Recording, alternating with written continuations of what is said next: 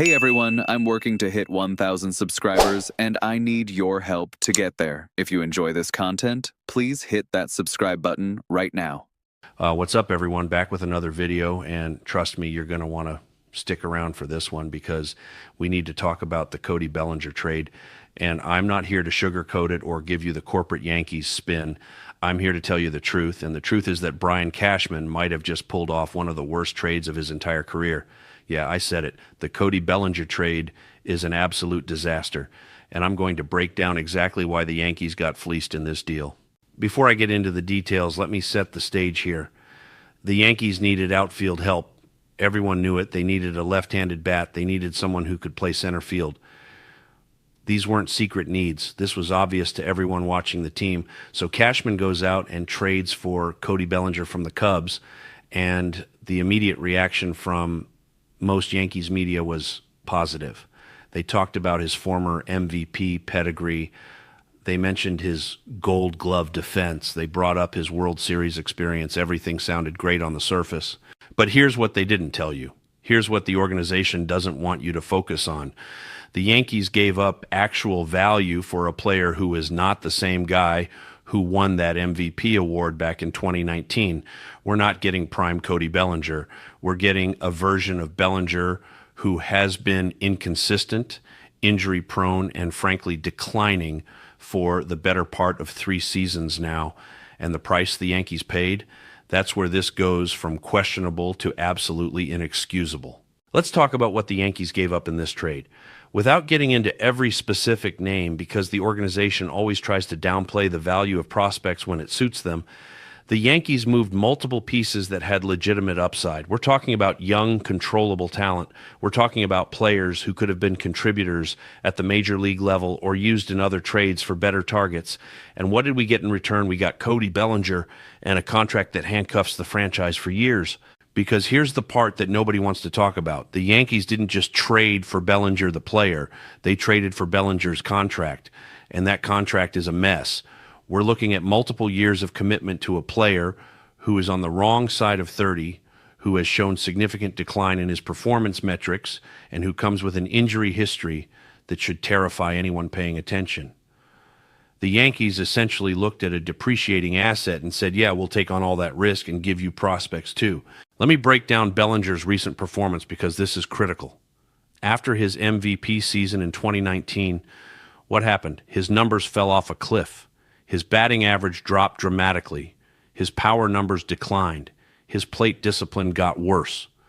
Now I know what some of you are thinking. He had a bounce-back year with the Cubs. And you're right, he had one decent season where his numbers looked respectable.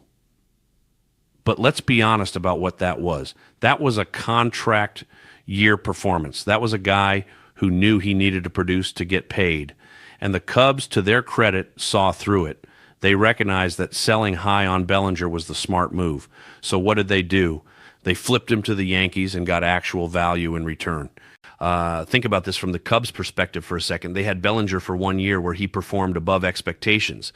They knew his history. They knew the injury concerns. They knew that betting on him long-term was risky. So instead of committing to him themselves, they found a buyer. And that buyer was Brian Cashman and the New York Yankees. The Cubs basically ran the perfect pump and dump scheme, and Cashman fell for it hook, line, and sinker. Now let's talk about fit, because even if Bellinger was still an elite player, you have to question whether this makes sense for the Yankees roster construction. The Yankees already have outfielders. They already have left-handed bats. What they needed was an impact bat who could protect Aaron Judge in the lineup. What they needed was someone who puts fear into opposing pitchers. Cody Bellinger in 2025 does not do that. Opposing teams aren't game planning around Bellinger. They're not losing sleep over having to pitch to him in big moments, and defensively, sure, Bellinger can play center field. But the Yankees are paying premium prospect capital for defense. Since when is that the Yankees' philosophy? The Yankees are supposed to be about getting the biggest bats, the most intimidating lineup, the kind of offense that buries teams. Instead, we're out here trading for a glove-first outfielder who might hit 250 if everything goes right. Let's compare this to what other contending teams did. The Dodgers went out and got impact bats. The Braves loaded up on pitching and power. The Astros made smart, calculated moves that improved their championship odds. What did the Yankees do? They traded for a guy the Cubs didn't even want to keep. They traded for a player whose best days are clearly behind him. They mortgaged part of the future for a marginal upgrade at best. Here's what really gets me about this trade. It reeks of desperation. It screams that the front office panicked after missing out on bigger targets. This has all the hallmarks of a move made because Cashman needed to do something, anything, to show the fan base that the team was trying to improve. But trying and succeeding are two different things. The Yankees tried to improve, and instead they got worse. The prospects the Yankees gave up in this deal had legitimate value. These weren't throw-in players. These weren't organizational filler. These were guys that other teams were asking about in trade discussions. These were pieces that could have been packaged together for a real difference maker.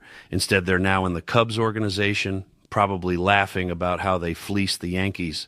And let's talk about the long-term implications here, because this isn't just about 2025. The Yankees are now committed to Bellinger for multiple years. That's money that can't be spent elsewhere. That's roster flexibility that disappears.